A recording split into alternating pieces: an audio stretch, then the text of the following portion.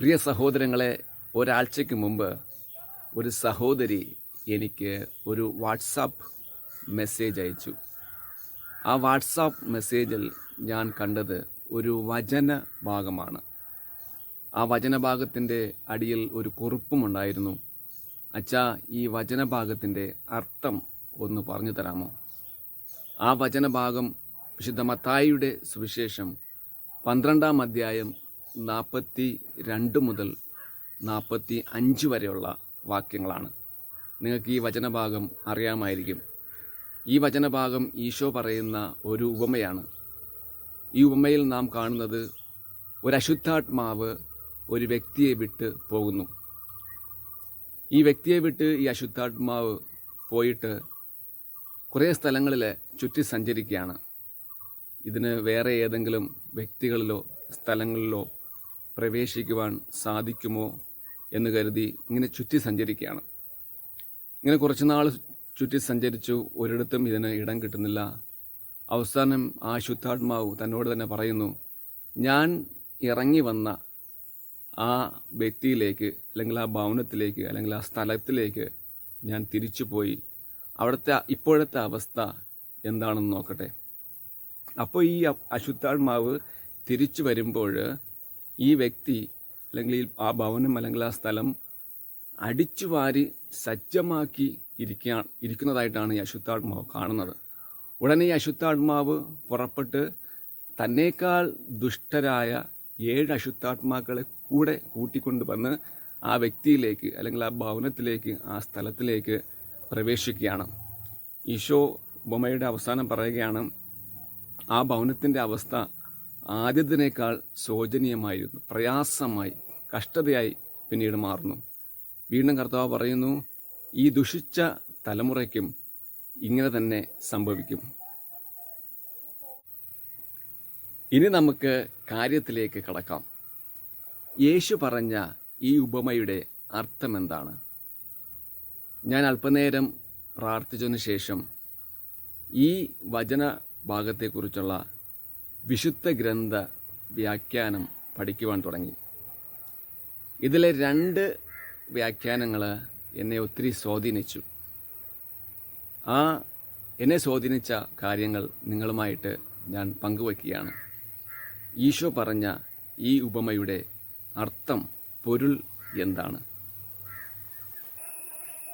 അതായത്, ഒരു വ്യക്തിയിൽ നിന്നും ഒരു തിന്മയുടെ ശക്തി, അല്പം കൂടി വ്യക്തമായി പറഞ്ഞാൽ ഏതെങ്കിലും ഒരു ദുശ്ശീലം, ഉദാഹരണമായി മദ്യപാനമായിക്കൊള്ളട്ടെ, പുകവലി, ഏതെങ്കിലും ജഡിക ആസക്തികൾ, അല്ലെങ്കിൽ സാമ്പത്തിക ഇടപാടുകളിൽ നടത്തുന്ന ക്രമക്കേടുകൾ, ഇങ്ങനെ ഏതെങ്കിലും ഒരു ദുശ്ശീലം ഒരു വ്യക്തി ഇല്ലാതാക്കുവാൻ അല്ലെങ്കിൽ നിർത്തുവാൻ തീരുമാനിച്ചാൽ ഇവിടെ സംഭവിക്കുന്നത്, ആ വ്യക്തി ആ പ്രവൃത്തി മാത്രമേ ഇല്ലാതാക്കുന്നുള്ളൂ. പക്ഷേ ആ പ്രവൃത്തി ചെയ്യുവാനുള്ള പ്രവണത ഇവിടെ ഇല്ലാതാകുന്നില്ല. അപ്പോൾ ആ പ്രവൃത്തി ഇല്ലാതാക്കുവാൻ തീരുമാനിച്ചു, അത് ഇല്ലാതാകുന്നു. പക്ഷേ ആ പ്രവൃത്തി ചെയ്യുവാനുള്ള പ്രവണത വീണ്ടും ആ വ്യക്തിയിൽ തന്നെ ഉണ്ട്. അപ്പം ആ പ്രവണതയും സാവധാനം ഇല്ലാതാക്കി പൂർണ്ണമായിട്ടും ആ വ്യക്തി ആ തിന്മയിൽ നിന്നും, ആ ദുശ്ശീലങ്ങളിൽ നിന്നും മോചനം നേടണമെങ്കിൽ ചെയ്യേണ്ട കാര്യം, അതായത് ഈ തിന്മ അല്ലെങ്കിൽ ഈ ദുശ്ശീലം വിട്ടുപോയ വിടവ് അല്ലെങ്കിൽ ശൂന്യത നിറയ്ക്കുവാനായിട്ട് ഏതെങ്കിലും നല്ല പ്രവൃത്തികൾ, നന്മ പ്രവൃത്തികൾ കൊണ്ട് ഈ ശൂന്യത നിറയ്ക്കണം. എങ്കിൽ മാത്രമേ പൂർണ്ണമായിട്ട് ആ ദുശ്ശീലത്തിൽ നിന്നും മോചനം നേടുവാൻ സാധിക്കത്തുള്ളൂ. ഫോർ എക്സാമ്പിൾ, ഉദാഹരണമായിട്ട് ആ പ്രവൃത്തി വീണ്ടും ചെയ്യുവാനായിട്ട് പ്രേരണ ഉണ്ടാകുമ്പോൾ ആ വ്യക്തി എന്ത് ചെയ്യണം? ശക്തമായിട്ട് പ്രാർത്ഥിക്കണം. അല്ലെങ്കിൽ നല്ലവണ്ണം കുടുംബത്തിലെ ഉത്തരവാദിത്തങ്ങൾ അല്ലെങ്കിൽ ജോലികൾ കഠിനമായിട്ട് ചെയ്യണം. അല്ലെങ്കിൽ ഏതെങ്കിലും ജീവകാരുണ്യ പ്രവർത്തനങ്ങളിൽ ഏർപ്പെടണം. അല്ലെങ്കിൽ സാമൂഹിക നന്മയ്ക്കായി ഉപകരിക്കുന്ന ഏതെങ്കിലും നല്ല പ്രവൃത്തികൾ ചെയ്യണം. ഇങ്ങനെ ചെയ്യുമ്പോഴേക്കും, ഇങ്ങനെ തിന്മയ്ക്ക് പകരം നന്മ ചെയ്യുമ്പോൾ തീർച്ചയായിട്ടും ഈ പ്രവണതയും സാവധാനം വിട്ടുമാറും. അപ്പോൾ ആ വ്യക്തി പൂർണ്ണമായിട്ട് ഈ ദുശീലത്തിൽ നിന്നും, ഈ തിന്മയുടെ ശക്തിയിൽ നിന്നും ഒഴിഞ്ഞു മാറും. പൂർണ്ണമായിട്ടും അത് സുഖപ്പെടും, അത് നേരെയാവും. അല്ലാതെ നമ്മൾ അലസരായിട്ട്, അല്ലെങ്കിൽ ആ വ്യക്തി അലസരായിട്ടിരുന്നാൽ വീണ്ടും ഈ പ്രവണത ഉണ്ടാവുമ്പോൾ വീണ്ടും ആ പ്രവൃത്തി ചെയ്യും. പിന്നെ ആ വ്യക്തിയുടെ അവസ്ഥ പഴയതിനേക്കാൾ മോശമായിരിക്കും. ഒരു ഉദാഹരണം പറയാം. മദ്യപാനത്തിന് അടിമയായ ഒരു വ്യക്തി മദ്യപാനം നിർത്തുവാൻ തീരുമാനിച്ചു. മദ്യപാനം നിർത്തി എന്നിരിക്കട്ടെ. പക്ഷെ ഇവിടെ സംഭവിക്കുന്നത്, അദ്ദേഹം മദ്യപാനം എന്ന പ്രവൃത്തി മാത്രമേ അവിടെ നിർത്തുന്നുള്ളൂ.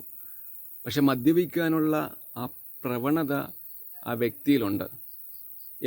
എപ്പോൾ വേണമെങ്കിലും വീണ്ടും മദ്യപിക്കാനുള്ള സാധ്യതയുണ്ട്. അപ്പോൾ ആ മദ്യപാനം പൂർണ്ണമായിട്ട് നിർത്തണമെങ്കിൽ, അതിൽ നിന്നും പൂർണ്ണമായിട്ട് മോചനം നേടണമെങ്കിൽ ആ വ്യക്തി ചെയ്യേണ്ട കാര്യം, ആ മദ്യപാനം നിർത്തിയത് മൂലം അദ്ദേഹത്തിലുണ്ടായ ആ ശൂന്യത, ആ വിടവ് നികത്താനായിട്ട് വേറെ എന്തെങ്കിലും നല്ല പ്രവൃത്തികൾ ചെയ്യണം. ഉദാഹരണമായിട്ട് ആ മദ്യപാനത്തിന് പ്രേരിപ്പിക്കുന്ന ആ കൂട്ടുകെട്ട് അല്ലെങ്കിൽ ആ സാഹചര്യങ്ങൾ ഇല്ലാതാക്കുക, ശക്തമായിട്ട് പ്രാർത്ഥിക്കുക, കുടുംബത്തിലെ ഉത്തരവാദിത്തങ്ങൾ കൂടുതലോ കരുതലോടെ ചെയ്യുക. അപ്പോൾ ഇങ്ങനെ നല്ല പ്രവൃത്തികൾ ചെയ്യുമ്പോഴേക്കും സാവധാനം മദ്യപിക്കുവാനുള്ള ആ പ്രവണതയും ഇല്ലാതായി ആ വ്യക്തി പൂർണ്ണമായിട്ട് മദ്യപാനത്തിൽ നിന്നും മോചനം നേടും.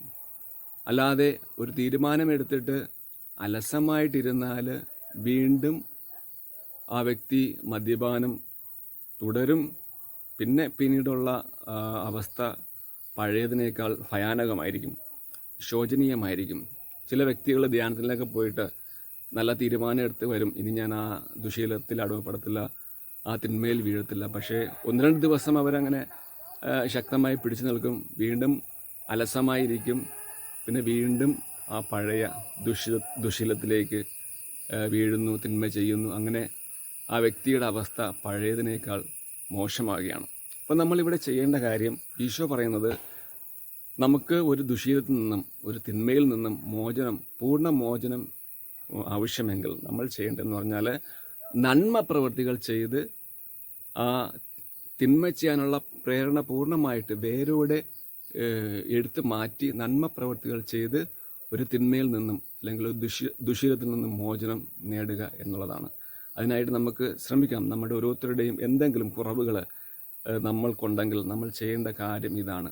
ആ കുറവുകളെ പൂർണ്ണമായിട്ട് ഇല്ലാതാക്കാനായിട്ട് നന്മ പ്രവൃത്തികൾ ചെയ്ത് ആ കുറവ് നികത്തി അതിൽ നിന്ന് മോചനം നേടുക. അപ്പോൾ ശരി, ദൈവം ഈശോ എല്ലാവരെയും അനുഗ്രഹിക്കട്ടെ. ആമേൻ.